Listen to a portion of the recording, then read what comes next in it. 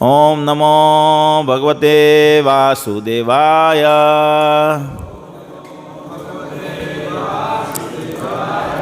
ओम नमो भगवते वासुदेवाय।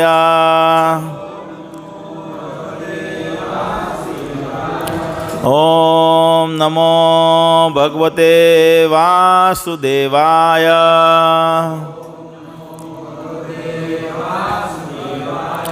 नारायणं नमस्कृत्यं नरं चैव नरोत्तमं देवीं सरस्वतीं व्यासं ततो जयामुदीरयेत्। नष्टप्रायेषु अभद्रेषु नित्यं भागवत सेवया भगवत्या उत्तम श्लोके भक्तिर्भवति नैष्ठिकी। श्रीमद् भगवद गीता तेना मूળ રૂપે અધ્યાય 3 કર્મયોગ શ્લોક સંખ્યા 10 થી જેટલી 2-3 જે આપણે લઈ શકીએ તે. સહયજ્ઞાઃ પ્રજાઃ સૃષ્ટ્વા પુરોવાચ પ્રજાપતિઃ અનેન પ્રસિદ્ધમેષ वोषित्ववस्तकामधुक्। सहयज्ञः प्रजाः सृष्ट्वा पुरोवाच प्रजापति अनेन प्रसिद्ध्वमेष वोषित्ववस्तकामधुक्। सहयज्ञः प्रजाः सृष्ट्वा पुरोवाच प्रजापतिः अनेन प्रसिद्ध्वमेष वोषित्ववस्तकामधुक्। सह ની સાથે યજ્ઞઃ યજ્ઞ પ્રજાઃ સંતાનો સૃષ્ટ્વા સર્જન કરીને પુરા પ્રાચીન કાળમાં ઉવાચ બોલ્યા પ્રજાપતિ જીવોના સ્વામીએ અને ન આના વડે પ્રસ્વિષ્યધ્વમેષ અધિક સમૃદ્ધ બનો. એ સહ આ વહ તમારું અસ્તુ થાવો ઈષ્ટ સર્વ ઈચ્છિત વસ્તુઓ કામધુક આપનાર. અનુવાદ શિલ પ્રભુપાદ મહારાજ દ્વારા અનુવાદ અને ભાવાર્થ શિલ પ્રભુપાદ મહારાજ દ્વારા શિલ પ્રભુપાદ મહારાજ કી જાય. સર્જનના પ્રારંભે સમસ્ત પ્રાણીઓના સ્વામીએ વિષ્ણુ માટેના યજ્ઞ સહિત મનુષ્યો તથા દેવોના વંશનું સર્જન કર્યું અને તેમને આશીર્વચન કહ્યા, તમે આ યજ્ઞથી સુખી રહો, કારણ કે એ કરવાથી તમને સુખપૂર્વક રહેવા અને મુક્તિ પામવા માટે સર્વ ઈચ્છિત વસ્તુઓ પ્રાપ્ત થઈ શકશે. ભાવાર્થમાં શિલ પ્રભુપાદ મહારાજ જણાવે છે, શિલ પ્રભુપાદ મહારાજ કી જય. પ્રાણીઓના સ્વામી વિષ્ણુ દ્વારા ભૌતિક સૃષ્ટિની રચના એ બદ્ધ જીવો માટે ભગવત ધામમાં પાછા જવા માટેનો એક સુઅવસર છે. આ સૃષ્ટિના બધા જીવો ભૌતિક પ્રકૃતિ દ્વારા બદ્ધ થયેલા છે, કારણ કે તેઓ પૂર્ણ પુરુષોત્તમ પરમેશ્વર વિષ્ણુ અથવા કૃષ્ણ સાથેના પોતાના સંબંધને ભૂલી ગયા છે. વૈદિક સિદ્ધાંતો આ સનાતન સંબંધને સમજવા માટે સહાયક છે. જે અંગે ભગવદ્ ગીતામાં કહ્યું છે, વેદેશ સર્વરહમ એવ વેદ્ય. ભગવાન કહે છે કે વેદોનો ઉદ્દેશ ભગવાનને જાણવાનો છે. વેદોના મંત્રમાં કહ્યું છે, પતિમ વિશ્વસ્યત મેશ્વરમ. તેથી પૂર્ણ પુરુષોત્તમ પરમેશ્વર વિષ્ણુ એ જીવોના સ્વામી છે. શ્રીમદ્ ભાગવતમ 2.4.20માં પણ શ્રી સુખદેવ ગોસ્વામી ભગવાનને અનેક રીતે પતિ અર્થાત સ્વામી તરીકે વર્ણવે છે. શ્રિય પતિર યજ્ઞપતિ પ્રજાપતિર ધિયા પતિર્લોક પતિર્ધરા પતિ પતિર્ગતિશ્ચાંધક વૃષ્ણિ સાત્વતામ પ્રસિદ્ધતામ મે ભગવાન સતામ પતિ. પ્રજાપતિ તો ભગવાન વિષ્ણુ છે અને તેઓ સમસ્ત પ્રાણીઓના, સમસ્ત લોકોના તથા સર્વ સૌંદર્યના સ્વામી એટલે કે પતિ છે અને જીવ માત્રના રક્ષક છે. ભગવાને આ ભૌતિક જગતનું સર્જન એટલા માટે કર્યું છે કે બદ્ધ જીવો એ શીખી શકે કે ભગવાન વિષ્ણુ પ્રત્યર્થે યજ્ઞો કેવી રીતે કરવા, કે જેથી તેઓ આ જગતમાં ચિંતા રહિત થઈને સુખ સુવિધાપૂર્વક જીવી શકે અને અંતે આ વર્તમાન ભૌતિક શરીર ત્યજી દઈ ભગવત ધામમાં પાછા જઈ શકે. બદ્ધ જીવ માટેનો આ જ સંપૂર્ણ કાર્યક્રમ છે. યજ્ઞ કરવાથી બદ્ધ જીવ ક્રમશઃ કૃષ્ણ ભક્તિ પરાયણ થાય છે અને સર્વથા દેવતુલ્ય બને છે. કલિયુગમાં વૈદિક શાસ્ત્રોએ સંકીર્તન યજ્ઞ ભગવાનના નામોનું કીર્તન કરવાની આજ્ઞા કરી છે અને આ દિવ્ય પદ્ધતિનું પ્રવર્તન ભગવાન શ્રી ચૈતન્ય મહાપ્રભુ દ્વારા આ યુગના મનુષ્ય માત્રના ઉદ્ધાર માટે કરવામાં આવ્યું છે. સંકીર્તન યજ્ઞ તથા કૃષ્ણ ભાવનામૃત વચ્ચે સંવાદિતા રહેલી છે. શ્રીમદ ભાગવતમ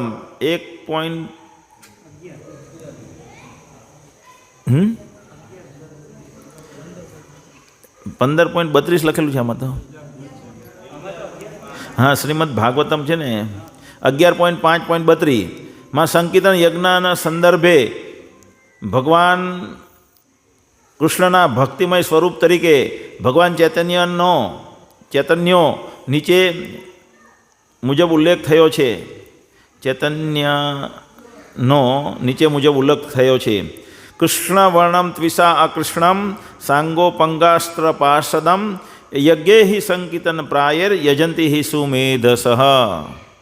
આ કલયુગમાં જે લોકો બુદ્ધિશાળી છે તેઓ ભગવાનની તેમના પાર્ષદો સહિત સંકીર્તન યજ્ઞ દ્વારા પૂજા કરશે. વેદોમાં વર્ણવેલ અન્ય યજ્ઞો આ કલયુગમાં સંપન્ન કરવા સહેલા નથી, પરંતુ સંકીર્તન યજ્ઞ સર્વ હેતુ માટે સુગમ તથા અલૌકિક છે, જેનું ભગવદ્ ગીતા 9.14 પણ સમર્થન કરે છે. ઓમ અજ્ઞાનતિમિરાન્ધસ્ય જ્ઞાનંજનશલાકયા ચક્ષુરુન્મિલિતમેન તસ્મૈ શ્રી ગુરુવે નમઃ. શ્રી ચૈતન્ય મનોભીષ્ટં સ્થાપિતમેન ભૂતલે સ્વયં રૂપઃ કદા મહ્યં દદાતિ સ્વપદાન્તિકં.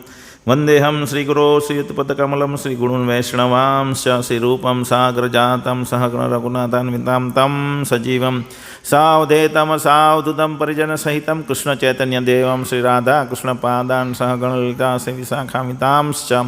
હે કૃષ્ણ કરુણા સિંધો દીનબંધો જગત્પતે ગોપેશ ગોપિકાંત રાધાકાંત નમોસ્તુતે.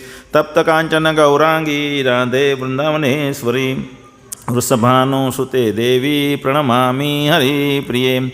વાંછાકલ્પતૃભ્ય ચ કૃપા સિંધુભ્યૈવ ચ પતિતાનાં પાવનેભ્યો વૈષ્ણવેભ્યો નમો નમઃ. શ્રી કૃષ્ણ ચૈતન્ય પ્રભુ નિત્યાનંદા શ્રી અદ્વૈત ગદાધર શ્રીવાસાદિ ગૌર ભક્તવૃંદ. હરે કૃષ્ણ કૃષ્ણ કૃષ્ણ હરે હરે, હરે રામ રામ રામ હરે હરે. હરે કૃષ્ણ. છોકરી ઉંમરવાળી થાય ને એટલે એના પપ્પા એના લગ્ન કરાવી દે. અમુક સમયની અમુક ઉંમર થાય છોકરી યોગ્ય વયની થાય એટલે એના પિતા એના લગ્ન કરાવી દે. પછી એના લગ્ન જ્યારે થાય પછી એની પત્ની ધર્મ નિભાવે. પછી કોઈ વખત પતિ કોઈ કારણસર જણાયા વગર ઘરે ના આવે તો પત્ની તરત જ ઇન્ક્વાયરી કરવા માંડે કે કેમ શું થયું. કરે કે નહીં કરે ભાઈ? કરે? એની મમ્મી કરતા હોય ને, મમ્મી તો ખરા ને.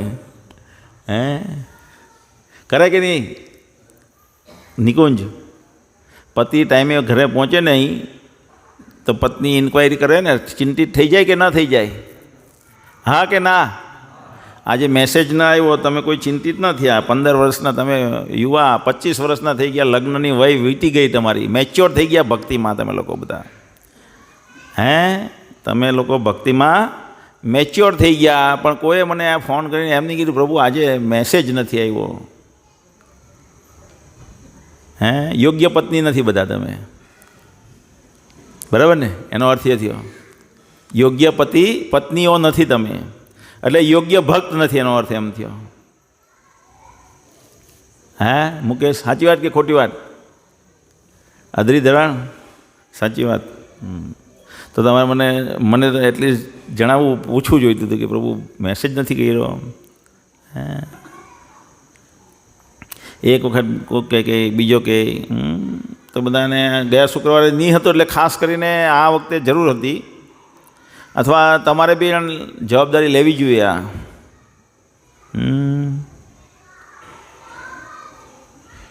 તો અહીંયા ભગવાન એક સ્ટેપ નીચે ઉતરીને એકદમ પહેલા સ્તર પરની વાત કરી રહ્યા છે. આપણે 6 ડે સેશનમાં જોયું ને, સ્તર 0 શું છે? સ્તર 0 શું છે? એકચ્યુઅલી આ જ સ્તર 0 છે. આ સ્તર 0 છે. 6 ડે સેશનમાં જોયું, પહેલા દિવસમાં વિષય હતો કે સેકન્ડ ડેમાં? ફોર્થ ડેમાં છે. આ ચોથા દિવસમાં કે ભાઈ અલગ અલગ યોગની પદ્ધતિ જે છે એમાં 0 સ્તરનું આ લેવલ છે. કર્મકાંડ વિભાગ 0 સ્તર પર આવે છે. કેમ? કારણ કે એમાં આધ્યાત્મિક કોઈ ઉદ્દેશ નથી, એને ભગવાન પ્રાપ્તિના માર્ગ પર આગળ વધવાનો ઉદ્દેશ નથી, પણ પોતાની જરૂરિયાત સંતોષવાનો ઉદ્દેશ છે. તો એ 0 સ્તરની ભગવાન 0 સ્તર પર આવી ગયા. અહીંયા હાઈએસ્ટ લેવલ હતું. અહીંયા આગલા શ્લોકમાં સીડીની અંતમ લેવલ પર હતું. યજ્ઞાર્થાત કર્મણ્યો અન્યત્ર લોકોયમ કર્મ બંધન તદર્થમ કર્મ કૌંતેય મુક્ત સંગ સમાચરહમ. હાઈએસ્ટ ટોપ લેવલ પરથી ભગવાન નીચે આવે, એકદમ 0 પર આવી ગયા. કેમ? ટોપ લેવલ છે ને આ યજ્ઞાર્થે કર્મણ્યો. શું આપણે પછાડી જોયું? પહેલાં આપણે એ જોયું કે અર્જુન મૂંઝાઈ રહ્યા છે. શેના માટે મૂંઝાઈ રહ્યા છે?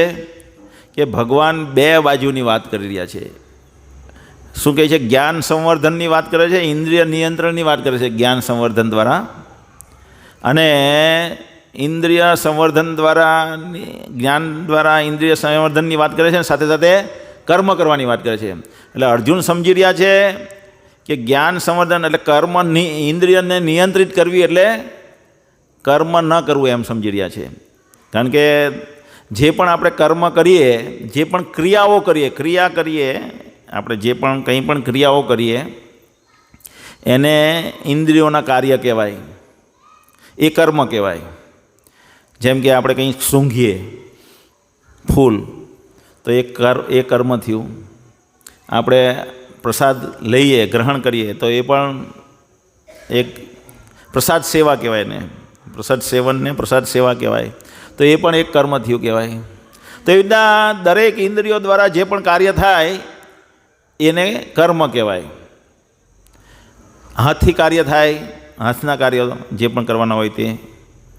તો અર્જુન સમજી રહ્યા છે કે ઇન્દ્રિયને નિયંત્રિત કરવાની ભગવાન જે વાતો કરે છે, એટલે ઇન્દ્રિયો દ્વારા કંઈ પણ કરવાનું નથી.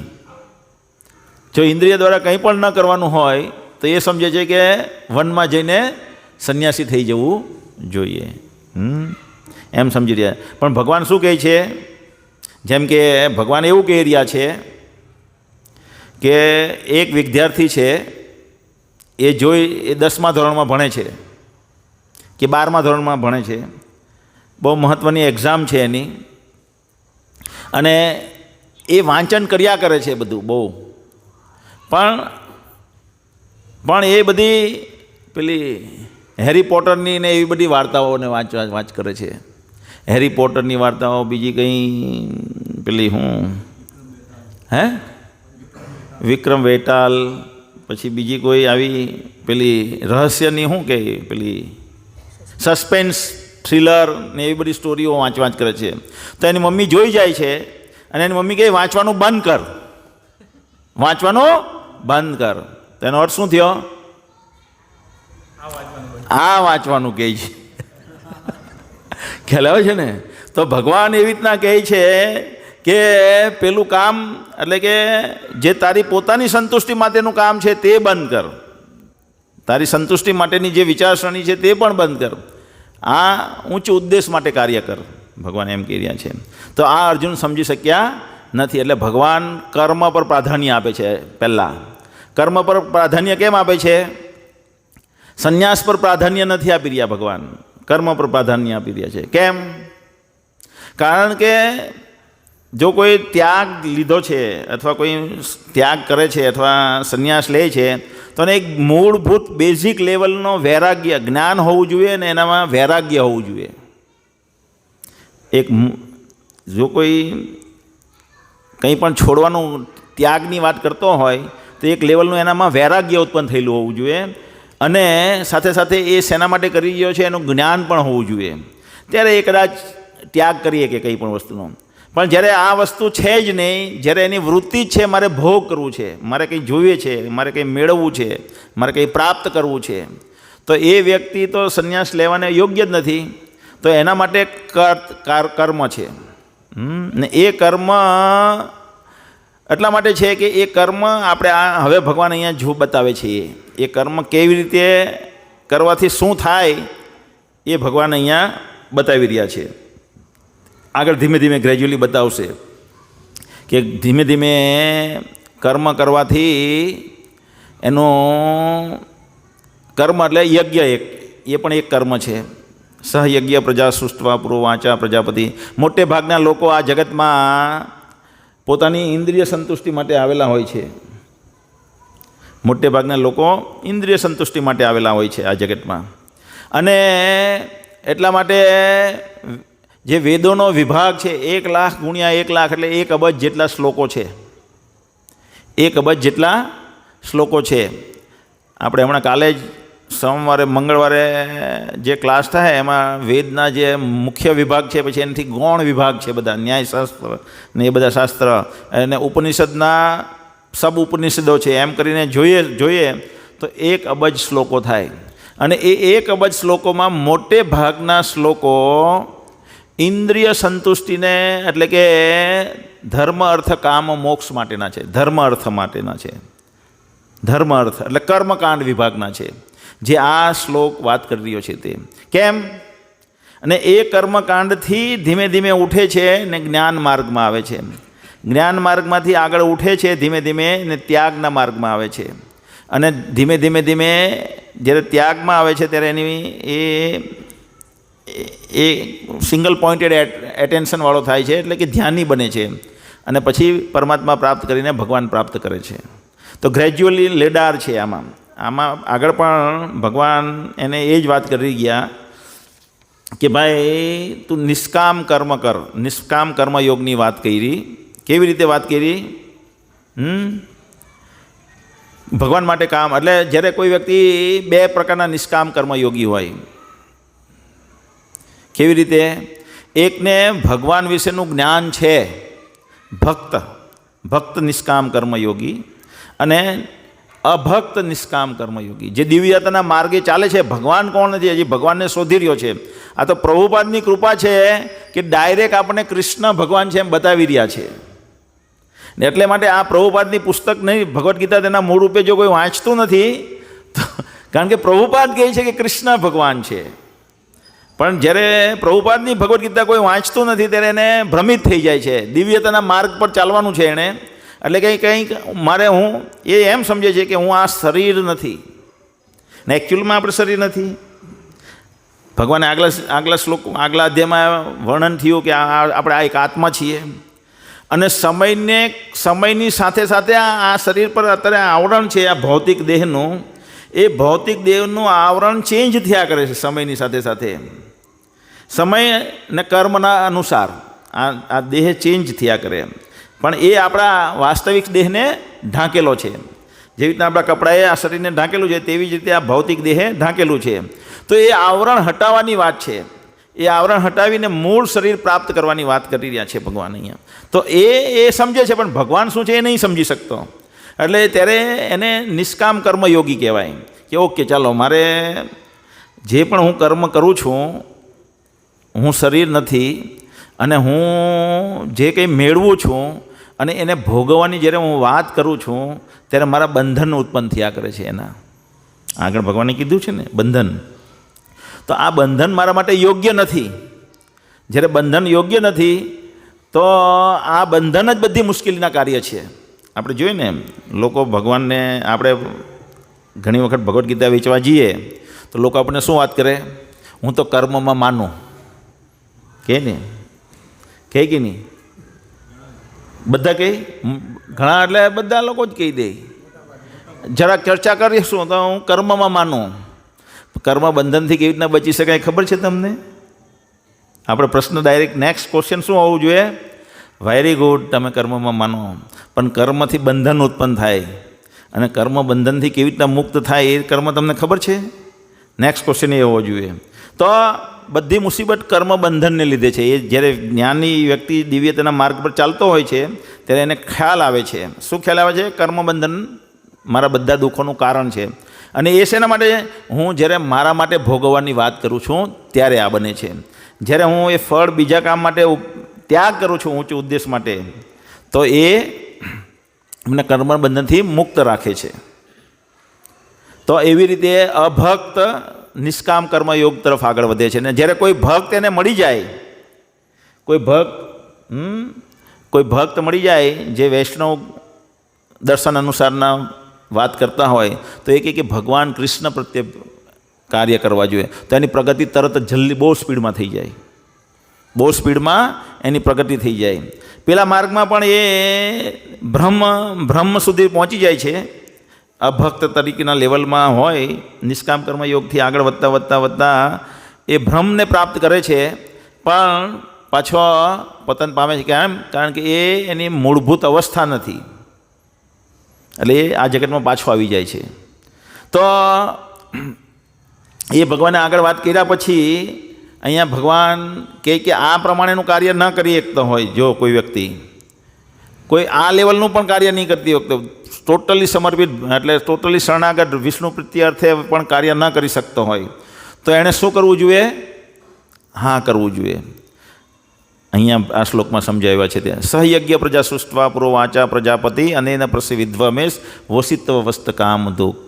કે આ કરવાથી શું થશે તે નેક્સ્ટ શ્લોકમાં સમજાવ્યું. શું સમજાયું? Thank you. દેવાન ભાવ્યતા અનેન તે દેવા ભાવ્યંતુ વહમ પરસ્પરમ ભાવ્યંત શ્રેયો પરમ અવાપ્સ્યષ્ટ. કીધું કે યજ્ઞો દ્વારા પ્રસન્ન થઈને દેવો તમને પણ પ્રસન્ન કરશે, અને એ રીતે માનવો અને દેવો વચ્ચેના સહકારથી સૌનો અભ્યુદય થશે, સૌની પ્રગતિ થશે, સૌનું કલ્યાણ થશે. એટલે ભગવાને કીધું કે આ નિષ્કામ કર્મયોગ ન કરી શકતો હોય કોઈ,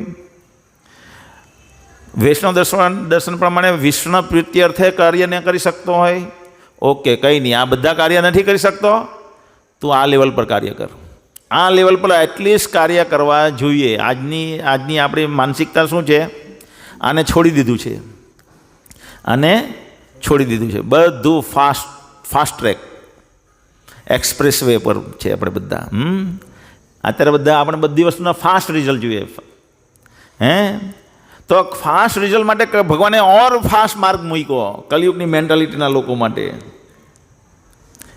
ભગવાને યજ્ઞ કરવાથી પહેલાં લાંબા કૃત્ય યદ ધાય તો વિષ્ણુ તેત્રાય અજતો મુખે દ્વાપરે પરિચાર્યમ કલો તદ હર કીર્તનાથ.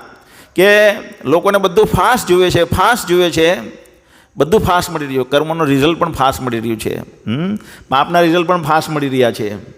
આયુષ્ય પણ શોર્ટ છે ને, એટલે બધું ફાસ્ટ જોઈએ છે. આપણું આયુષ્ય ટૂંકું છે એટલે ફાસ્ટ જોઈએ. અત્યારે અમે હમણાં પેલું ત્યાં એક ખેતરે ગયા હતા, તો ત્યાં પેલા ભાઈ ખેડતા હતા ટ્રેક્ટરથી. તો એ કે જોની ભાઈ કેટલું એક જ દિવસમાં કેવું હતું ને કેવું ખેતર થઈ ગયું, અને આ બધા સાધન નહીં હોય તો શું હાલત થાય એમ. આધુનિક સાધનો એટલે કે આ ઇન્ડસ્ટ્રીયલ ટ્રેક્ટર આ તે ન હોત તો આ કેટલા દિવસે થઈ રહેત. ફાસ્ટ જોઈએ બધાને, ખ્યાલ આવ્યો ને. પણ એની ઇફેક્ટ શું થાય છે એ નથી ખબર, કે આપણે આ મેન્ટાલિટીને લીધે શું અસર થાય એ લોકોને ખબર નથી. એને લીધે બળદને નકામો કરી દીધો આપણે, એટલે બળદ બોજ લાગવા માંડ્યો. બળદનું કામ હટાવી દીધું. આખા ગામમાં તમે ફરો નહીં, આજુબાજુના હજારો ગામમાં ફરો તો 5 બળદ નહીં મળશે. 5 ઘર એવા નહીં હશે જ્યાં ત્યાં બળદ હશે. અને બળદથી જે ખેતી થતી ને એ પણ હવે કોઈને આવડતી નથી. બળદ ગાડું એટલે ચાહ પાડવા, ખેડવું બધું ભૂલી ગયા, એટલે એ પરંપરા તૂટી ગઈ. ખ્યાલ આવે ને. તો બળદને નકામો કરી દીધો, બળદને નકામો કરી દીધો એટલે પછી ક્યાં જાય છે? એટલે આ કોન્સિક્વન્સીસ છે એની આફ્ટર ઇફેક્ટ છે. આપણે બહુ ફાસ્ટ કામ જોઈએ છે, એની આફ્ટર ઇફેક્ટ છે, પણ આપણે સમજી શકતા નથી. એવી રીતે બહુ બધી છે, એ અત્યારે સબ્જેક્ટ મેટર નથી આ શ્લોકનો. તો મોટે ભાગના લોકો આ જગતમાં ભોગ કરવા માટે આવે, એટલા માટે ભગવાન કહે છે કે ઓકે તું આ રીતે કામ નહીં કરતો, આ રીતે કર, કે ભાઈ તારે યજ્ઞ કરવાના, દેવતાઓને પ્રસન્ન કરવાના. શું કરવાનું? દેવતાઓને પ્રસન્ન. દેવતાઓને પ્રસન્ન કરશે તો એ તારી જે પણ ઈચ્છિત વસ્તુ છે તને આપશે, અને એ ઈચ્છિત વસ્તુ તારે ભગવાન દેવતાઓ પાસેથી પ્રાપ્ત થઈ પાછી એમને આપવાની, રિટર્ન કરવાની. રિટર્ન કરવાનું એટલે શું થયું? રિટર્ન કરવાનું એટલે શું થયું? એક પ્રકારનું યજ્ઞ થયો કહેવાય, સેક્રિફાઈસ, ત્યાગ. સેક્રિફાઈસ ઇંગ્લિશ વર્ડ છે, ત્યાગ. એટલે એનામાં બીજનું વાવેતર થાય છે કે મારે છોડવાનું છે. શું છે? છોડવાનું છે. મારે બધું ગ્રહણ નથી કર્યા કરવાનું, વન વે નથી વર્તવાનું. અત્યારે શું છે કે બધું આ રીતે તો મેળવાતું જ નથી, મેળવાય છે બધું ઇન્ડસ્ટ્રીયલ ડેવલપમેન્ટમાંથી. એટલે એ મેન્ટાલિટી નથી બનતી કે મારી ઉપર કોઈ ઓથોરિટી છે, મારી પર બીજી એક સત્તા છે. એટલે આજે લોકોને કોઈને રુચિ નથી. આજે ભગવદ્ ગીતા આપણે અહીંયા અધ્યયન કરીએ છીએ, કેટલા વર્ષથી કરીએ છીએ? 10 વર્ષથી કરીએ છીએ. 10 વર્ષથી કરીએ છીએ ને એનો આ મુખ્ય ક્લાસ છે. 10 વર્ષથી જે કરીએ છીએ એનો મુખ્ય ક્લાસ છે. અને મુખ્ય ક્લાસમાં કેટલા લોકોની હાજરી છે? કેટલા લોકોની હાજરી છે? બહુ કમ લોકોની હાજરી છે. શેના માટે? કારણ કે માનસિકતા શું થઈ કે એને ત્યાં જવાથી મારું શું થવાનું, મને શું મળવાનું. પહેલો જ માનસિક એટલે પહેલી જ મેન્ટલ લોક છે એને બંધાઈ ગયેલો છે વિચારધારામાં કે મને ત્યાં જવાથી શું મળવાનું છે. હું કંઈ અહીંયા કોમ્પ્યુટર બનાવું, મોબાઈલમાં સંશોધન કરું, કંઈક નવો પ્રોગ્રામ બનાવું, કંઈક નવું આર્ટ બનાવું, કંઈક નવી ડિઝાઇન બનાવવાની સ્ટાઇલ બનાવું તો મને કંઈક મળશે, પણ આમાં મને શું મળવાનું છે? પણ અહીંયા કહે છે સહયજ્ઞ પ્રજા સૃષ્ટવા પૂર્વાચા પ્રજાપતિ. બધા જાણતા હતા પૂર્વેમાં કે મારે જે કંઈ મેળવવાનું છે એ યજ્ઞ દ્વારા દેવતાઓ પાસેથી મેળવવાનું છે, અને મળતું હતું. અને મળતું હતું તો જ તો ભારત એટલું સમૃદ્ધ હતું ને. કેટલું સમૃદ્ધ ભારત ગણાતું હતું. જ્યારે આ લોકો જાણતા હતા, બધા લોકો, ત્યારે આ રીતે જ બધું મેળવતા હતા અને સમૃદ્ધ હતું. એટલે તો બાજુના લોકો અહીંયા આવ્યા અને પછી અહીંયા આવીને આપણી સાથે રહેવા માંડ્યા. આપણે રહેવા દીધા. ઓકે આવો તમે બી શીખો. પછી એ લોકોની વિકૃત માનસિકતા હતી. એટલે ધીમે ધીમે તમારું જ્ઞાનને એ લોકો તોડવા માંડ્યા. અને તોડતા અત્યારે આપણા જ ઘરમાં એક પિંડક ઘૂસી જાય તો શું થાય? તો એવું જ વસ્તુ થઈ કે આપણા ઘરમાં ઘૂસી ગયા પછી એટલે આપણી સંસ્કૃતિમાં ઘૂસી ગયા પછી આપણી સંસ્કૃતિને તોડી નાખી. અને તોડી નાખી તો આજે કોઈ લોકોને ખ્યાલ નથી કે આવી રીતે સમૃદ્ધિ મેળવી શકાય. આવી રીતે સમૃદ્ધિ મેળવી શકાય એવું નોલેજ ગાયબ થઈ ગયું. એટલે હવે લોકોને એવું ખબર જ નથી કે આવી રીતના સમૃદ્ધિ મળે. ભલા મોટા લોકોને નથી ખબર. અને એને એ તો એમ જ કહે કે ખાવાનું ઓટોમેટિક થોડું મળે, કર્મ તો કરવું જ પડે ને. હા, તો કર્મ કરવાનું જ છે, પણ કર્મ કેવી રીતે નિર્માણ થયેલા છે તે પ્રમાણે કરવાના છે. કારણ કે આગળ કીધું છે કે ભાઈ કર્મ કર્યા વગર તો તારું શરીરનો નિર્વાહ પણ નહીં થાય. શું છે શ્લોક 8? કઈ ગયો? નિયતમ કરું કર્મત્વામ કર્મ જાયો હિ અકર્મણામ શરીર યાત્રા પીચતે ન પ્રસિદ્ધેત અકર્મણ. કે ભાઈ કર્મ ન કરવાથી તો તારા શરીરનું પાલન પણ નહીં થઈ શકે. તો કર્મ તો કરવું જ પડશે. તો લોકો વિચારે છે કે કર્મ કરવું પડશે. શું પણ શેના બધી પોઈન્ટ આવ્યો? હું ખોટો ત્યાં ગયો.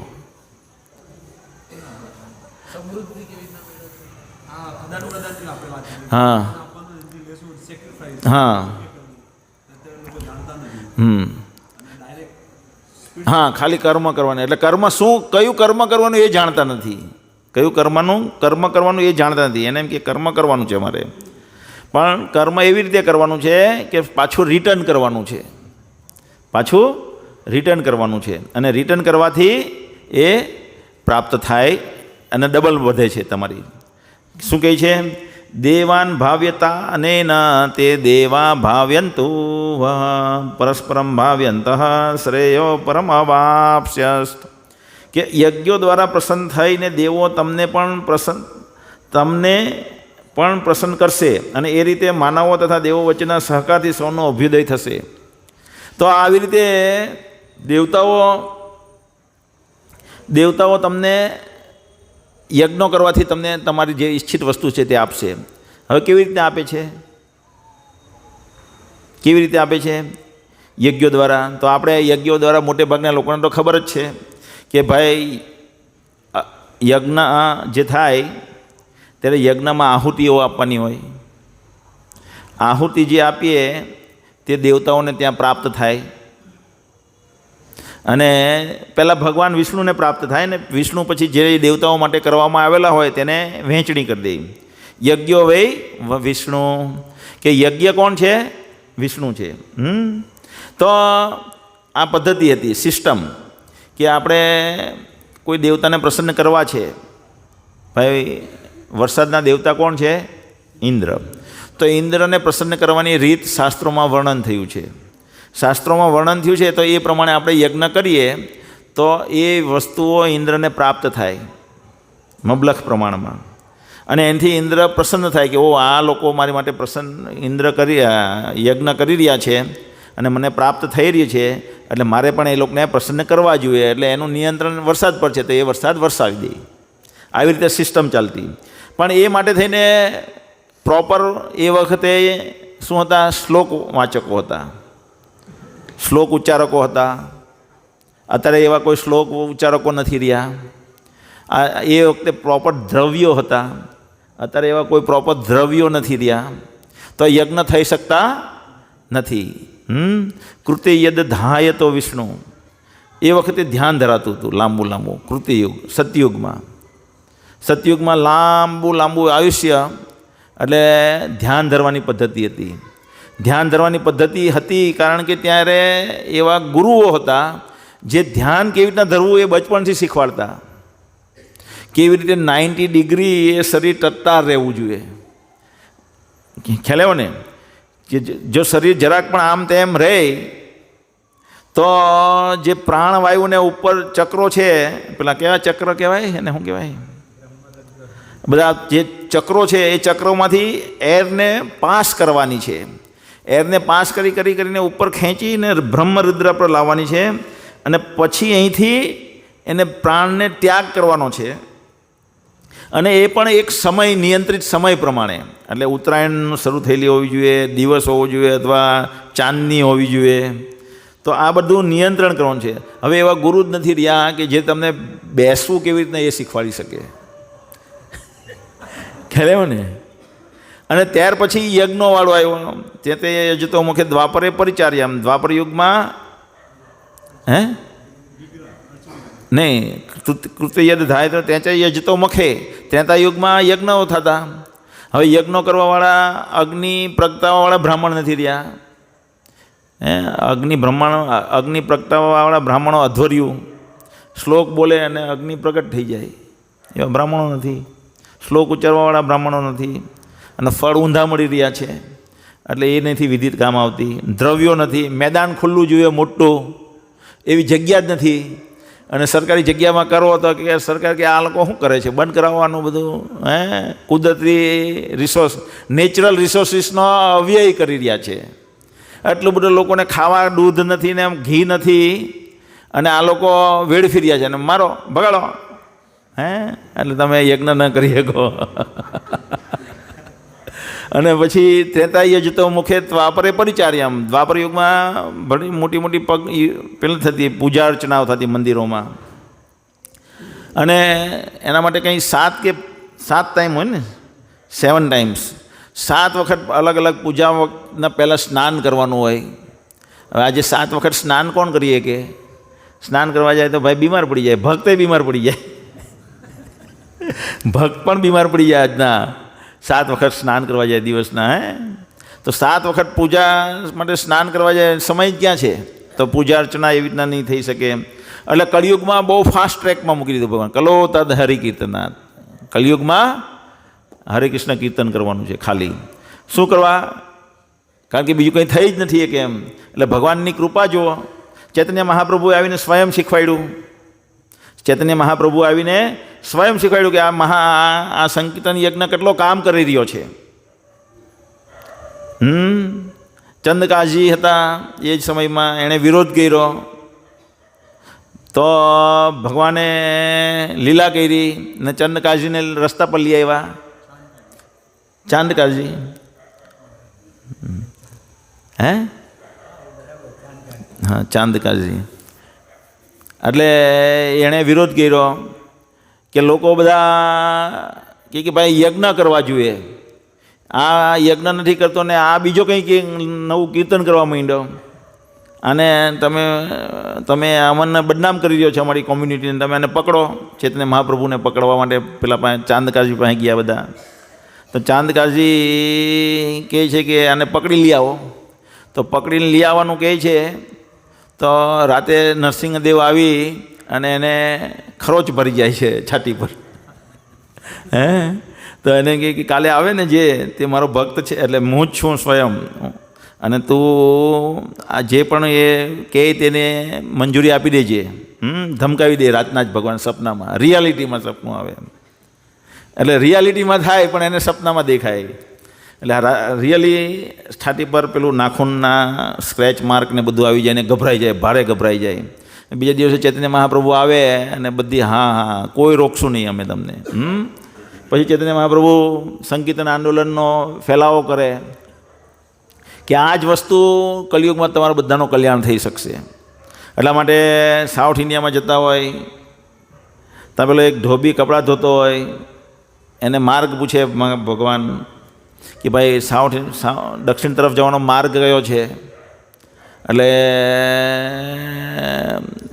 એ બતાવે તો ભગવાન એને આલિંગન આપે અને પેલો હરિ બોલ, હરે કૃષ્ણ કરવા માટે એકદમ પ્રેમમાં, ભગવાનના પ્રેમમાં આવી જાય, પ્રેમ આવેશમાં આવી જાય. એ બીજાને ભેટે, એની પત્નીને કે ગામના બધાને, આખું ગામ ભગવાનના પ્રેમમાં આવેશમાં આવી જાય. તો આ સંકીર્તન યજ્ઞ કામ કરી રહ્યો છે. એનો અર્થ શું થાય? સંકીર્તન યજ્ઞ કામ કરી રહ્યો છે. પ્રભુપાદના સમયમાં જુઓ તમે, પ્રભુપાદ 1 વર્ષથી પ્રયત્ન કરતા હતા પ્રચાર કરવાનો. ટોમ્કિન્સન સ્ક્વેર નામના ગાર્ડનમાં પ્રભુપાદ બેઠા અને કીર્તન કરવાનું શરૂ કર્યું. અને કરવા શરૂ કર્યું ને પછી બધા ધીમે બધા લોકો કીર્તન કરવા માંડ્યા ફરતે પ્રભુપાદની. અને એ લોકો પછી ધીમે ધીમે પ્રચાર કરવા માંડ્યા પ્રભુપાદ વતી, અને આખા ભારત, આખા વિશ્વમાં હરે કૃષ્ણ આંદોલન ફેલાવવા માંડ્યું. તો આ સંકીર્તન યજ્ઞ કામ કરી રહ્યો છે. ફલેના પરિચયત, જે યજ્ઞનો પ્રચાર, એટલે કે કલિયુગમાં જે યજ્ઞ છે તે સંકીર્તન યજ્ઞ છે, અને એના દ્વારા બધાનું કલ્યાણ થઈ રહ્યું છે. તો પણ આપણે પણ એવા છીએ. હું શું કે ભાઈ, દુર્દેવ મિદૃષિ મિહાજની નાનું રાગ, પણ અનુરાગ નથી આપણને. આટલું સરળ છે. કોઈ પણ વ્યક્તિ ગમે ત્યાં લે, તત્રાર્પિત સ્મરેન ન કાલહ એતાદશી તવ કૃપા ભગવાન મમાપી દુર્દેવ મીદૃષિ મિહાજની નાનુરાગ. આટલું સરળ ભગવાને આપ્યું, 100% રિઝલ્ટ આપે. ચૈતન્ય મહાપ્રભુ નાવમાં પાસ થઈ રહ્યા છે ભક્તો સાથે નાવમાં પાસ થઈ રહ્યા છે. અને નાવ ડોલવા માંડી, નાવ અને ડૂબવાની તૈયારી હોય એવું લાગે. તો ચૈતન્ય મહાપ્રભુ કહે કીર્તન કરો જોરથી, નાચો અહીંયા. તો ભક્તો કહે કે અહીંયા બધા નાચવું તો ડૂબી જાય. તો કે કીર્તન પર તો આનો તમને વિશ્વાસ હોવો જોઈએ. આ કીર્તનથી જ તમે બચી શકશો, ખ્યાલ આવે ને. તો ભક્તો બધા કીર્તન કરવા મને પછી. તો આવી રીતના આપણને 100% કોન્ફિડન્સ હોવું જોઈએ કે આ કીર્તન દ્વારા જ મારું આ જગતમાં પરમ કલ્યાણ થઈ શકશે. અને થઈ રહ્યું છે. અને એ જ ભગવદ્ ગીતામાં ભગવાન કહે છે કે જે આ સંકીર્તન કરતો, યજ્ઞ કરતો નથી, આગળ હમણાં જોઈશું શું કહે છે, મોઘમ પાર્થસી એવમ પ્રવર્તિતમ ચક્રમ નાનો વર્તયતી અઘુરા ઇન્દ્રિય રામો મોઘમ પાર્થસ જીવતી. જે આ યજ્ઞ ચક્રનું પાલન કરતો નથી. કઈ યજ્ઞ ચક્રનું? કયા યજ્ઞ ચક્રનું? એટલે ચક્ર આ છે કે તમે યજ્ઞ કરો, યજ્ઞથી દેવતાઓ પ્રસન્ન થશે અને તમારી ઈચ્છિત વસ્તુઓ આપશે, તમે એને પાછું આપો અને એ પાછું તમને આપશે. એમ કરતાં ધીમે ધીમે શું થશે? કેવી રીતના નિષ્કામ કર્મો પર આવે કે જ્યારે એ યજ્ઞ કરે વ્યક્તિ, ત્યારે એ જોઈ કે હું જે કંઈ મેળવે છે મને, એ તો મારું આજ મૃત્યુ થાય ને પતી જવાનું છે. મૃત્યુ થાય અને પતી જવાનું. વ્યક્તિ જોઈને કે હું આટલા મોટા યજ્ઞ કરું છું, મને પ્રાપ્ત થાય છે, ધીમે ધીમે એને જ્ઞાન થાય છે. શું જ્ઞાન થાય છે? કે આ હું જે પણ પ્રાપ્ત કરું છું એ તો નાશ પામવાનો છે. બુદ્ધિશાળી વ્યક્તિ વિચારે ને કે હું કરોડો રૂપિયા બનાવું છું અને હું મૃત્યુ પામીશ એટલે બધા અહીંયા રહી જવાના છે, બધા અહીંયા રહી જવાના છે. તો આ બધા રૂપિયા ભેગો કરવાનો મારો ઉદ્દેશ શું હોવો જોઈએ? નહીં સમજી શકે. એટલે બુદ્ધિહીનસ્ય, આ બધા બુદ્ધિહીન કહેવાય. જે વ્યક્તિ આ સમજી નહીં શકતો અને રૂપિયા ભેગા કર્યા કરે, મુકેશ અંબાણી હોય કે કોઈ પણ, આપણે કહીએ બહુ હોશિયાર, તદ્દન ડફોડ કહેવાય. હું કહેવું તદ્દન ડફોડ. કારણ કે ખબર નથી કે એની જરૂરિયાત કરતાં વધુ ભેગું કરવાથી ક્યાં જઈ રહ્યો છે એ ખબર નથી. તો શું છે તો પોઈન્ટ?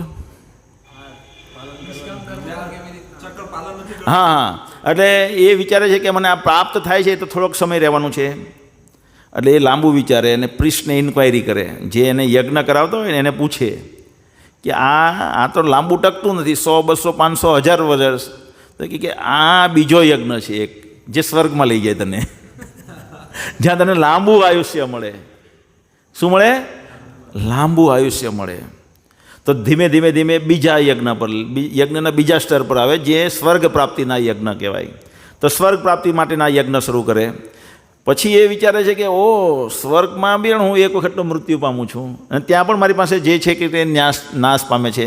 એટલે પાછી એની ઇન્ક્વાયરી શરૂ થાય કે મારે શું કરવું જોઈએ. તો એ કહે કે જો ભાઈ, સ્વર્ગમાં પણ દેવતાઓ નાશ પામે છે, અહીંયા પણ તું નાશ પામે છો, કારણ કે આ બધું જગતમાં નાશવાંત છે.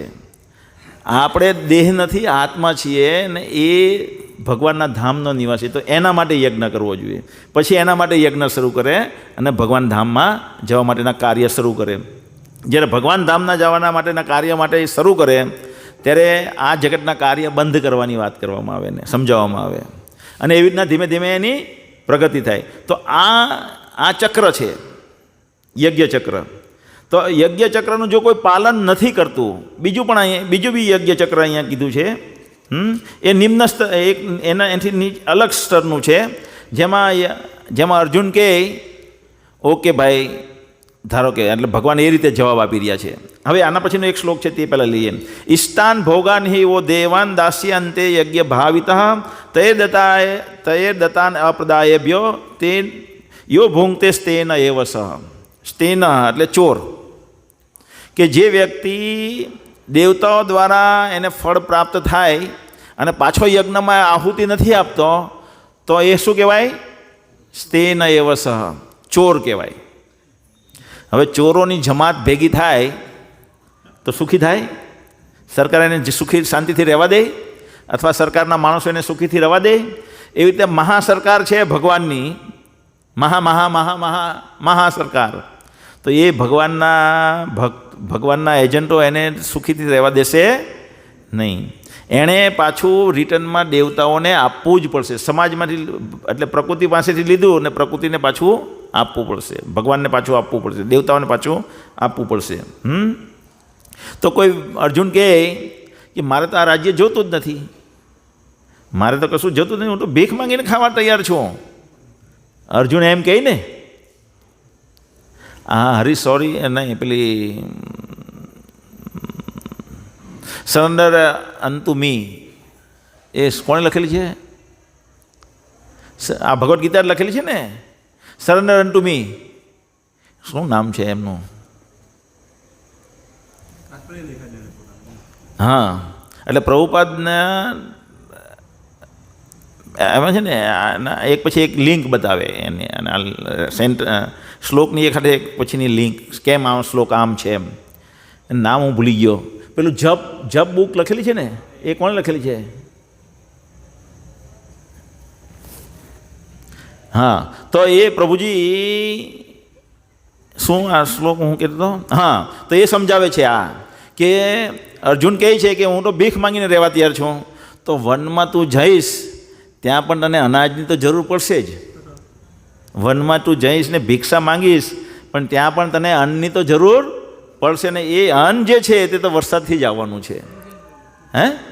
હા, ભૂરિજન પ્રભુએ લખેલી ભગવદ્ ગીતામાં ભૂરિજન પ્રભુ સમજાવે છે કે જો અર્જુન એમ વિચારે તો ભગવાન એ પહેલાં અહીંયા જવાબ આપે છે કે યજ્ઞા શિસ્તાસીનો સંતો મુચ્યંતે સર્વકિલ વિષય ભુજંતે ત્વઘમ પાપા એ પચંતી આત્મકારણાત. કે ભગવાનના ભક્તો જે હોય છે એ શું ખાય છે? યજ્ઞ ઉચ્છિષ્ટ, યજ્ઞમાંથી વધેલું શું ખાય છે? પ્રસાદ. અને એવું કરવાથી શું થાય છે? મુચ્યંતે સર્વકિલ વિષય, બધા પાપમાંથી મુક્ત રહે છે, બધા કર્મોના બંધનમાંથી મુક્ત રહે છે, બધા પાપોમાંથી મુક્ત એટલે બધા કર્મો બંધનમાંથી મુક્ત. તો એ ભુજંતે તે અઘમ પાપા એ પચંતી આત્મકારણાત. પણ જે આવું નથી કરતા તે ઘોર પાપ ખાય છે. એટલા માટે ભક્તો શું કરે? યજ્ઞોમાં ભગવાનને યજ્ઞ તરીકે ભોગ લગાવે ભગવાનને, અને ભોગ લગાવ્યા સિવાયનું ભગવાનના ભક્તો કદી ગ્રહણ કરતા નથી. અને જે ખાનગીમાં ખાઈ લે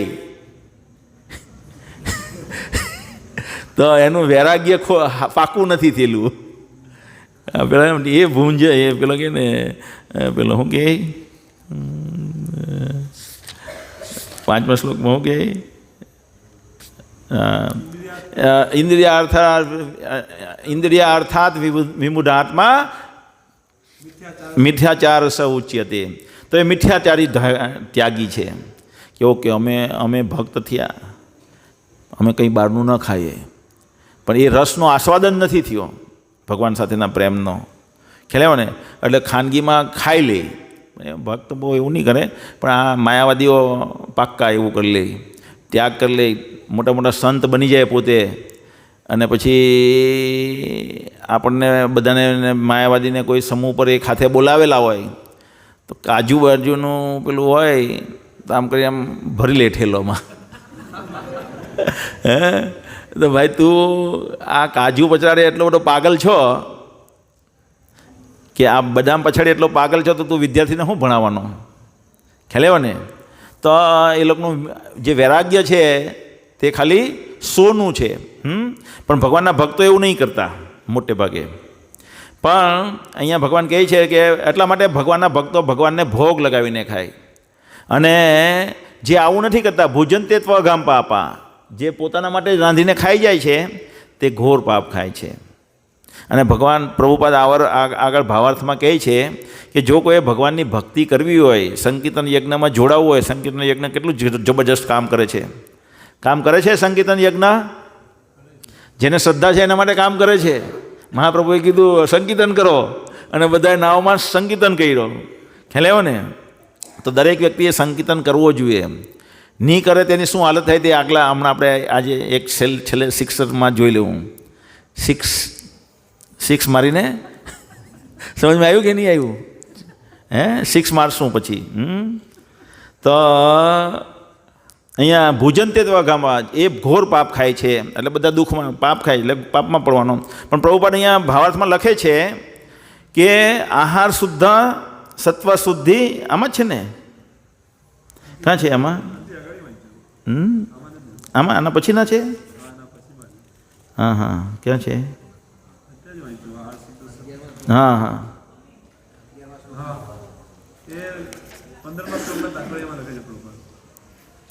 વાંચો છો 11મા શ્લોક ભાવાર્થમાં.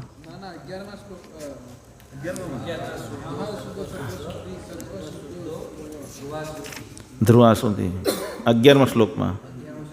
હા હા હા, આહાર શુદ્ધો સત્વ શુદ્ધિ સત્વ શુદ્ધો ધ્રુવી સ્મૃતા શ્રુતિ દુર્લભવા સર્વગ્રંથિનામ વિપ્રમોક્ષ.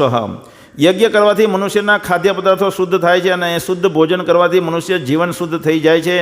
જીવન વિશુદ્ધ થયાથી સ્મરણ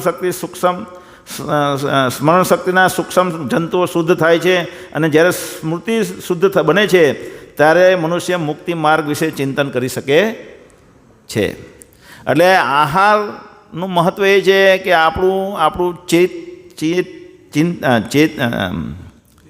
ચેતના છે એ શુદ્ધ થઈ, અને જ્યારે એ શુદ્ધ થશે ત્યારે આપણે ભગવાન વિશે વિચારી શકીએ. એટલે જો આપણે આ પહેલું જ વસ્તુ શરૂ થાય કે આપણે આહાર શુદ્ધ કરવો જોઈએ આપણો. અને એ આહાર શુદ્ધ કેવી રીતના થશે? ભગવાનને ભોગ લગાવીને ખાવાથી, પ્રસાદ ગ્રહણ કરવાથી. પ્રસાદ તો પહેલું વસ્તુ દરેક વ્યક્તિ અહીંયા આવે છે એણે કમસે કમ બહારનું, એટલે કે જે વસ્તુ ભોગ નથી લાગી એ ન ખાવી જોઈએ. કોણ એવું કરે? કોણ એવું નથી કરતું? બધા ભોગ લગાવેલું ખાય છે અહીંયા? હા, શરમ નહીં રાખવાની, તો મને ખબર પડે કોણ ભોગ લગાવીને ખાય છે. ઘણા બધા ભોગ લગાવીને જ ખાય છે. હે, કોણ ભગવદ્ ગીતા લાવ્યું નથી પહેલાં એ કેવું? હા, ખોટું કહેવાય કે તુલસીભાઈ. બીજું તમે લાવેલા છો? તમે ભગવદ્ ગીતા છે તમારી? તમારા મમ્મી, તમે બે પપ્પા છે, બે સાથે આવ્યા છો, છતાં તમારી ભગવદ્ ગીતા તમારી પાસે છે? ઘરે છે ભગવદ્ ગીતા? Very good. તો તમે તમારી ભગવદ્ ગીતા અલગથી લાવો આવતા શુક્રવારથી.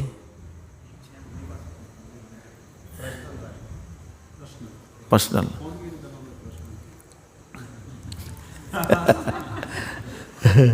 નહીં, આ તો આપણને ક્યાંથી ક્યાં લઈ જાય છે. ભગવદ્ ગીતા એક વાર શ્રદ્ધાથી ખાલી આપણે વાંચીએ ને, એક વાર ખાલી શ્રદ્ધાથી વાંચીએ તો કર્મબંધનમાંથી મુક્ત થઈ જઈએ. કર્મબંધન એટલે શું? કર્મબંધન એટલે આપણે અહીંયા આપણા શરીર પર અત્યારે જે આ નથી જોઈતું એવું શરીર બેસી ગયેલું છે. નથી જોઈતું એવું શરીરનું આવરણ આવી ગયું છે ને એ સમય ને કર્મના હાથે બદલાયા કરે છે.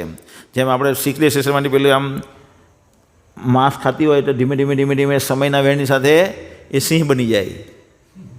કંઈ પણ ખાવામાં ભેદ નહીં કરતી હોય, ધીમે ધીમે સમયના વહેણની સાથે સુવર બની જાય. તો એ અત્યારથી સુવર છે, પણ ધીમે ધીમે એના પર એ શરીર બદલાયા કરે છે. ધીમે ધીમે શરીર એવી રીતના બદલાઈ જાય. બદલાયું ને તમારું શરીર, બચપનનું શરીર તો આ યુવાનીનું શરીર થઈ ગયું. એવી રીતે ધીમે ધીમે શરીર બદલાયા કરે છે આપણા પર. એ શેના કારણ છે? કર્મનું બંધન. શું કારણ છે? કર્મનું બંધન કારણ. ચશ્મા આવી જાય છે. ઘણી વખત અહીંયા વાંચવું હોય પણ વંચાય નહીં, કારણ કે ચશ્મા આવી ગયા. તો એ શું કારણ છે? કર્મનું બંધન. વાળ ધોળા થવા ગમતા નથી, વાળ ધોળા થઈ જાય તે, પણ વાળ ધોળા થઈ જાય છે પછી ડાય કરવી પડે છે. કરવી પડે ને, તો એનું કારણ શું છે? કર્મના બંધન. આપણે સુંદર દેખાવું છે પણ આપણે સુંદર દેખાતા નથી. એનું કારણ શું છે? કર્મના બંધન. જે પણ હોય તે બધું કર્મના બંધન છે.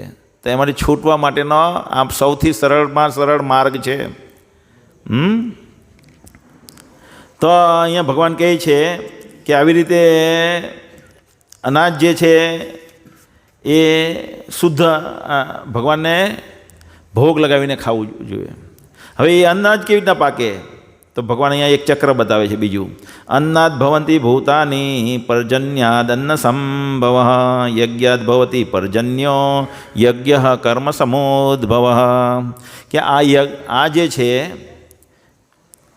શું આમાં બધા દેહધારી પ્રાણીઓ અન્ન ખાઈને પોષણ પામે છે અને અન્ન વરસાદથી ઉત્પન્ન થાય છે. વરસાદ યજ્ઞ કરવાથી વરસે છે ને યજ્ઞ નિયત કર્મો કરવાથી થાય છે. નિયત કર્મો એટલે વર્ણાશ્રમ પ્રમાણેના કર્મો જે છે એ કર્મો કોઈ પણ એ કર્મોની રીત જ એવી હતી. કર્મોની રીત જ એવી હતી કે કંઈ પણ માંગ્યા વગર કાર્ય કરવાની. ગામમાં એક બાર્બર હોય, શું કહે એને, કેશ કલાકાર, કેશ કલાકારને શું કહે એને, હજામ કહે ને.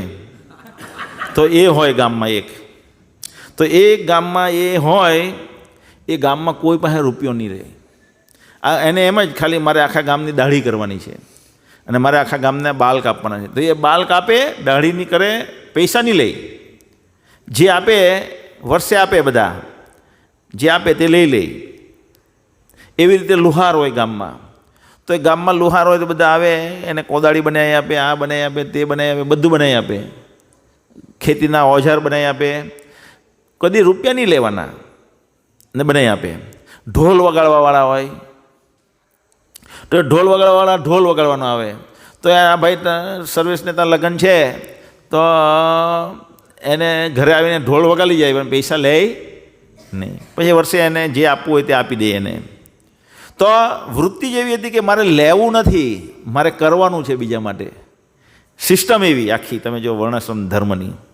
મારે મને આ ભગવાને અહીંયા આ રીતે જન્મ આપ્યો છે એટલે મારું આ કાર્ય છે અને મારે મારું કાર્ય કરવાનું છે. ને બાકીના લોકો એને સંભાળી પણ લેતા કે અમારું કર્તવ્ય આ છે. બધા પોતપોતાના કર્તવ્ય તે સભાન હતા. એટલે લોકો કે ઓકે આ મારતા મારી દાઢી કરી જાય, હવે એના લગ્ન આવ્યા તો એના લગ્ન આવ્યા તો આપણે બધા ભેગા મળીને એના લગ્ન કરાવી દેવાના. એટલે પેલાને ચિંતા જ ગાંઠી હોય, પેલાને ચિંતા જ નહીં હોય ને. એને ખબર આજે મંદિરમાં કોઈ રહેતો હોય અથવા મંદિરમાં કોઈ ફૂલ ટાઈમ ગ્રહસ્થ ફેમિલી થયું હોય, રહેતું હોય, જો એને પૂર્ણ પ્રમાણે આ પદ્ધતિ પર પૂર્ણ પ્રમાણે શ્રદ્ધા હોય તો એ વિચારે કે ઓકે લગ્ન મોટો થાય મારા છોકરો અને મંદિરની વ્યવસ્થાપકો આયોજન કરશે અને લગ્ન થઈ જાય મારા છોકરાના. અને થઈ જાય છે ને.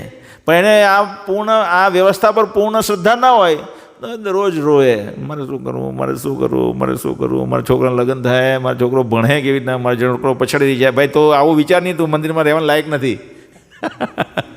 તું આવું વિચારે કે મારો છોકરો આ સમાજની પાછળ રહી જાય તો પછી મંદિરમાં ન રહેવું જોઈએ, બહાર રહેવું જોઈએ. એવી જ રીતે મિથ્યાચાર છે ઉચ્યતે થઈ ગયું કહેવાય. આ તો હજી શુદ્ધિકરણ નથી આવ્યું પૂરું ને આપણે સંન્યાસ લઈ લીધો. તો આ જે છે કે ભાઈ અનાજ જે છે તે પાણીથી પાકે છે. પાણી છે તે યજ્ઞ કરવાથી આવે છે. યજ્ઞ જે છે એ નિયત કર્તવ્ય કર્મ કરવાથી થાય છે. તો હવે આ નિયત કર્મ જે કર્મ છે એ શાસ્ત્રોમાં વર્ણન છે. અહીંયા શું કહે છે ત્યાર પછીના કર્મ બ્રહ્મ ઉદ્ભવમ વિદ્ધિ બ્રહ્મા અક્ષર સમુદ્ભવમ તસ્માત સર્વગતમ બ્રહ્મ નિત્ય યજ્ઞ પ્રતિષ્ઠિતમ. નિયંત્રિત કર્મનો નિર્દેશ વેદોમાં થયો છે. વેદો પૂર્ણ પુરુષોત્તમ પરમેશ્વરમાંથી પ્રગટ થાય છે. પરિણામે સર્વવ્યાપી બ્રહ્મ યજ્ઞોમાં સદૈવ અવસ્થિત છે. એટલે માટે સર્વગત બધા પ્રકારના કાર્યોમાં ભગવાન અવસ્થિત છે. જે નિયંત્રિત કર્તવ્યો થાય છે તેમાં, એટલે એ બધું કાર્ય ભગવાનના આદેશ પ્રમાણે થઈ રહ્યું છે. એટલા માટે એ ભગવાનને સંતુષ્ટિ માટે કાર્ય થતું કહેવાય. અને પછી કહે છે કે એવમ પ્રવૃત્તિ. હવે આ જે કાર્ય થયું 10મા અધ્યાયથી માંડીને 10મા શ્લોકથી માંડીને 15મા શ્લોક સુધીમાં જે પણ સમજાવ્યું શું સમજાયું જગન્નાથ?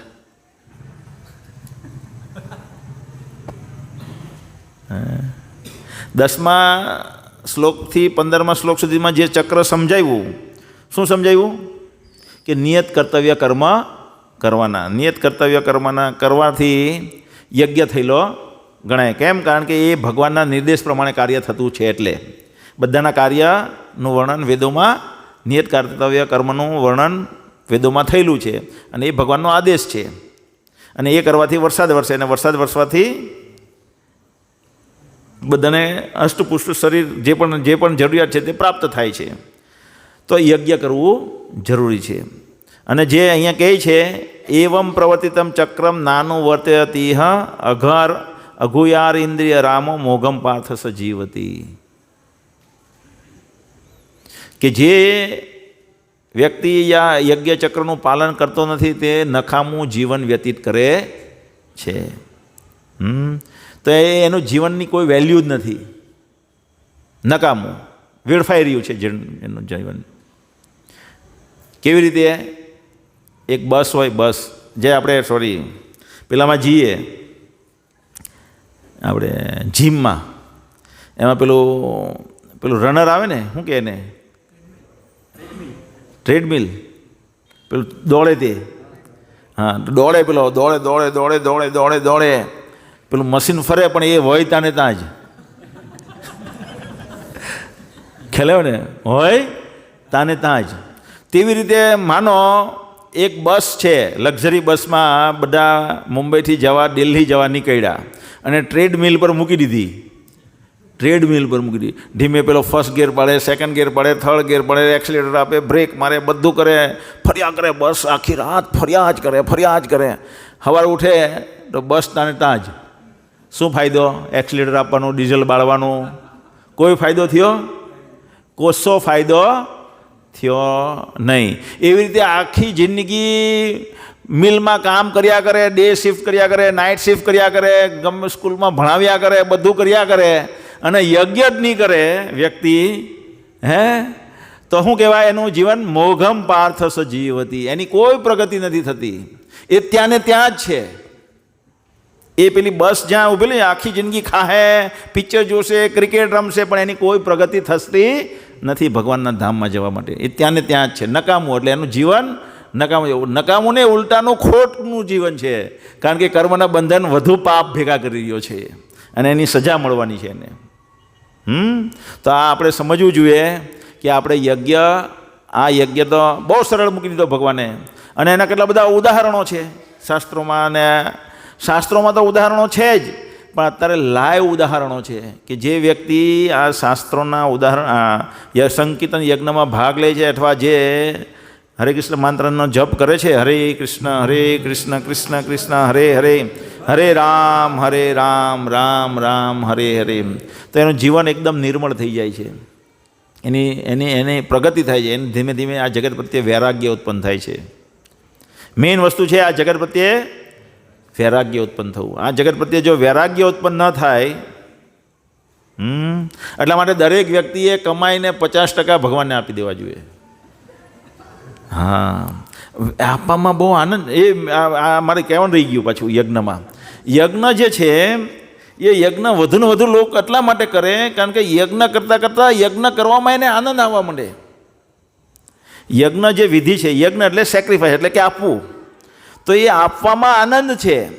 તો ધીમે ધીમે આપવાની વૃત્તિ હોય તો એ આપવાની વૃત્તિમાં વધુને વધુ એની પ્રગતિ થતી જાય અને ધીમે ધીમે વધુને વધુ વૈરાગ્ય આવતું જાય એનામાં. કંજૂસ હોય ને એ કદી ખર્ચે નહીં, એટલે ધીમે ધીમે ધીમે ધીમે ધીમે એને ભેગું કરવાની વૃત્તિ જામતી જાય એનામાં. એ કદી કોઈને આપી શકે નહીં. એ આ જગતમાં પાછો આવે. એટલે એક વૃત્તિ છે જે બીજ વાવે છે મનમાં. તો એ આ યજ્ઞ જે છે એક બીજ વાવે છે, ત્યાગ કરવું. અને ત્યાગ કરવાથી ધીરે ધીરે ધીરે વૈરાગ્ય ઉત્પન્ન થાય છે. એટલા માટે યજ્ઞ કરવો જોઈએ. એટલા માટે દરેક વ્યક્તિએ પોતાની જે પણ ઇન્કમ છે તે 50% ભગવાનની સેવામાં લગાવવી જોઈએ. તો આપણે ભગવાનના ધામમાં જશું. હરે કૃષ્ણ.